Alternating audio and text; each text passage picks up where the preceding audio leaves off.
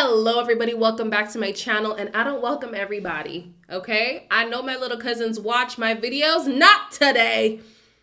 Not today. This heart rate challenge, my video might get flagged because of the clips. I don't know if I should risk it.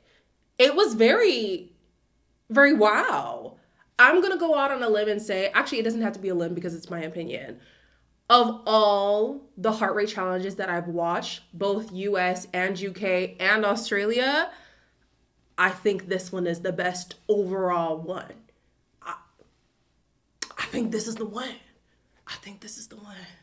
Yeah, anyways, we're back. I ain't been around for a while, and I have some words for some of you people, especially you, Lola, okay? So, yeah, I missed the last 2 episodes because, honestly, you guys, I did not think it was worth reviewing. Personally, I like talking about the show when there are actual things to talk about, and with everyone being loved up, they weren't really having conversations that I felt I could pick apart. And on top of that too, if I'm being honest, there isn't a single couple that I actually root for. So to see everybody loved up just doesn't really do it for me. Like, there isn't anybody that I'm like, oh my gosh, I can't wait to see so-and-so and so-and-so. Like, no.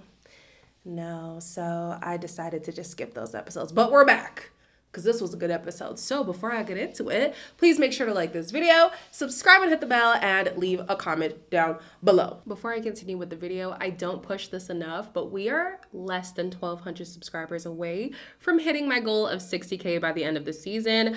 I'm seeing the analytics, okay? I know that y'all be watching the videos, y'all be liking the content, but you're not hitting subscribe. It's free 99, baby, please. Help us out. Thank you. So we're gonna start very quickly with the episodes that I missed. Episode 24, Harrison came in, he tickled Nicole's fancy. She pretended like she wasn't really into it, but I feel like if what's his name wasn't in the picture, she would have got more into it, but it's fine. He kissed and recoupled with Sierra, and Kane was dumped. Now, Kane has been spiraling on social media. I haven't really been keeping up, but apparently production was after him. Yikes. Episode 25, Aaron planned a dinner for Kayla to ask her to be his girlfriend. Now, the interesting thing about that is when Kayla was talking to her friends, she was like, honestly, I would rather wait on the outside to become boyfriend and girlfriend just because there's things that I want to see before we make that kind of commitment. But then when he asked her, she just said yes anyways. These two need to have deeper conversations. Like, I feel like we've been saying this the whole season. They get so latched onto these surface things of their connection that when push comes to shove and we talk about like deeper stuff, either we don't get to see it or they're not having these conversations. And I'm like, I felt like that would have been a good conversation to have with Aaron. But anyway, child, they boyfriend and girlfriend now, so what can you do? What else happened here? Rob thinks that Daniela likes him more than he likes her. And Janae and Kenny close things off. They end up also winning the hideaway because at sports day, the team who won got to pick who on their team goes to the hideaway, so they chose them. Now we're on the current episode. So Janae and Kenny talk about doing everything but the do in the hideaway. Rob says that he is mentally in a different place from Daniela, but he still makes her breakfast. So I think maybe that was like a let me soften the blow before the blow, you know? Then we have Serena, who says that she was up late talking to Cordell about the feelings. We love that for you, sis. Let's express ourselves. Yes, honey, in healthy ways. Okay.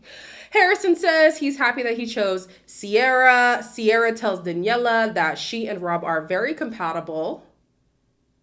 Somebody needs to tell Rob because according to Rob, he's ready to close things off because she's not on the same level maturity-wise as him.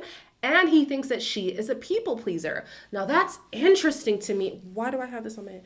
Now that's interesting to me because I never thought of it as being a people pleaser, but I can kind of see that. Daniela does seem easily impressionable.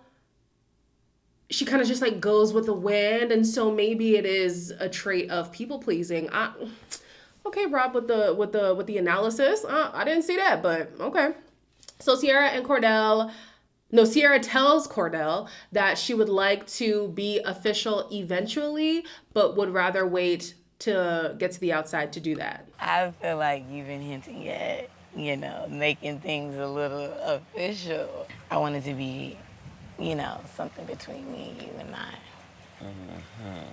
But I just want us to be like us and not feel like we have to move how other people are moving. We talk about the outside a lot, and like I'm really excited to do a lot of things with him, and I feel like very, very happy. I agree with Sierra. I think that, not Sierra, child. I agree with Serena because being official to me is the same as being boyfriend and girlfriend. So I would need to know that outside of Utopia, you are somebody who I want to be with. Not even like, oh, I need to meet your family and all that stuff. No. How are you when you got your boys around? Like your real boys. How are you when work is in the equation? How are you when you're distracted by your phone? Like, how do you, I need to see all them things. So I agree with Serena on that one.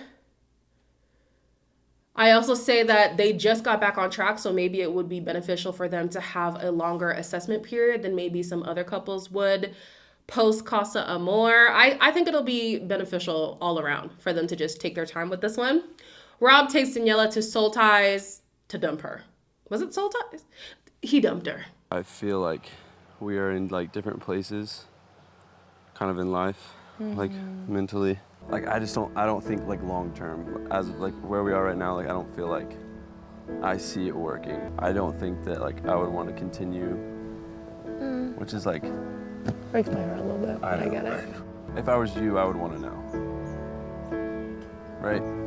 No. I hate to agree with Rob, but I don't see things working out in the long run either. I don't. I'm struggling to think of what would make them compatible as far as what Sierra was talking about. I think she was just happy for her friend, like, oh, my friend has somebody. But in terms of them actually working out, I don't really see it. Funny enough, I think his best connection to this day is still, what's her name? The girl with the singing career. Like, she's the one, who makes the most sense. Yeah, Daniela, nah. She says that sometimes ignorance is bliss, but I think it's better to know sooner rather than later if somebody's into you or not. She says that she would have just wanted to enjoy her time with him in the villa. But the thing with feelings is sometimes your heart just goes rogue. And you might be telling yourself like, oh no, I'm managing my emotions. I'm not falling for this person. I'm not getting attached. Then boom, you're attached. And then the person tells you, oh, this was just a fling for me. Like this wasn't serious. Then what? So to make matters worse, she starts to get emotional. She gets emotional with him just a little bit, and then emotional in the beach hut, and then emotional with Sierra. And she talks about constantly feeling like she's not good enough, which to me is all the more reason to want to know sooner rather than later. Because you would hate to think like, wow, I found somebody who, loves me for who I am, sees me through all my flaws, is taking my highs and my lows, and then it turns out, no, they were just keeping you as a placeholder until the process was over. Like you don't want that. You don't want that. I did love that at the end of it all, she said maybe she needs to work on loving herself more before jumping into something with someone else. Great introspection, Daniela.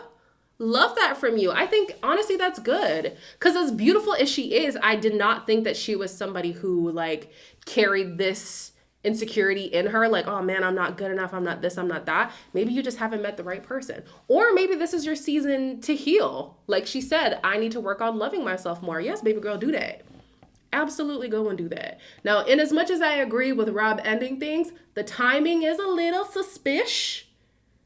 It's a little suspicious, but we move. Leah says that Miguel gives her peace. Good for you, girl. I'm definitely happy about where Miguel and I are. He makes me feel very at peace. Sometimes I just feel guilty, like I don't deserve it. But I think that's just things from my past relationships. It's okay to receive nice things and for people to like you, and you don't need to freak out or feel guilty or anything. So she said that sometimes she feels like she doesn't deserve all that he does for her. And I'm thinking to myself, similar with the Daniela thing, maybe you need to focus on loving yourself and to realize that you are deserving of a true, authentic, peaceful love. Relationships don't have to be tumultuous. Remember earlier on in the season, she said, I like somebody who makes me feel like I'm on the brink of going to the psych ward. Why? No. We don't have to normalize toxicity. Like, we don't have to normalize situationships. We don't have to normalize, like, non-committal people. Like, peace is actually fine. It's actually okay. Outside of external factors that you can't control, your relationship should be peaceful. For anybody who did not know that. So they get a text that the heart rate challenge is happening. First is Kenny. He was doing his Shakira impression for all the ladies. Next was Rob, who honestly took me by surprise when he picked up Serena and Daniela. Daniela is very flexible. Cordell was next. I did not like his song choice because the song is about a white guy, but whatever. He did very well. Besides the laughing, he did very well. Harrison was next. I cringed the entire time, and so did the women. Like, Harrison, this is your second time around. Like, come on, sir. Kaylor was the only one who loved Aaron's dance. She says that she's excited to try his moves on the outside. I'm not sure what moves she saw, but Godspeed for you, girl. Kendall's outfit made him look different in my eyes. I said, oh, wait. Well, wait a damn minute. He looked kind of good, okay? And then he killed the vibe with all his grunting. I said, oh, Lord, here we go. By far, for me, the best looking man was Miguel. Like, oh my gosh, I cannot stand those chest tattoos, but that chest, regardless, is just, yeah, it was giving Magic Mike. My jaw was on the floor, for real. Time for the girls. First up was Kaylor. You know, she tried her best. She tried her best, okay? Next was Serena. Miss Serena did her big one, okay? Serena. Let me find out. That's what the AKAs be doing. Okay, girl. Next was Leah. And even though she didn't dance a lot, she did really good. Like, she put on a show. She had one-liners. She had, like, she really did good. She found a way to pivot, which is great. Daniela is a free agent, so she was going around trying to kiss people. She successfully kissed Rob and Cordell, it looked like, but Aaron shut that down. I don't know what I was expecting from Sierra, but she impressed me. She impressed me. Yeah, she did. Nicole was next. I feel like she did well. There's nothing about her performance that really stood out to me, but she did well.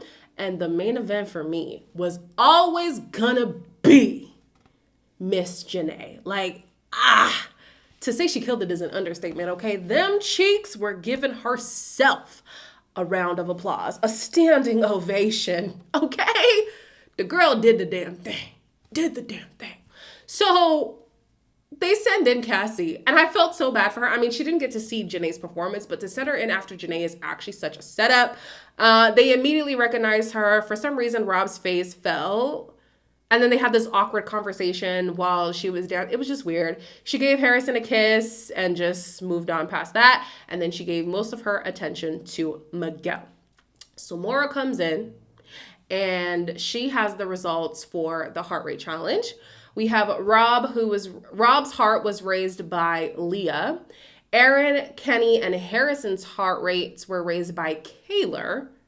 Cordell's was raised by Serena. Kendall was raised by Nicole. Miguel was raised by Cassie.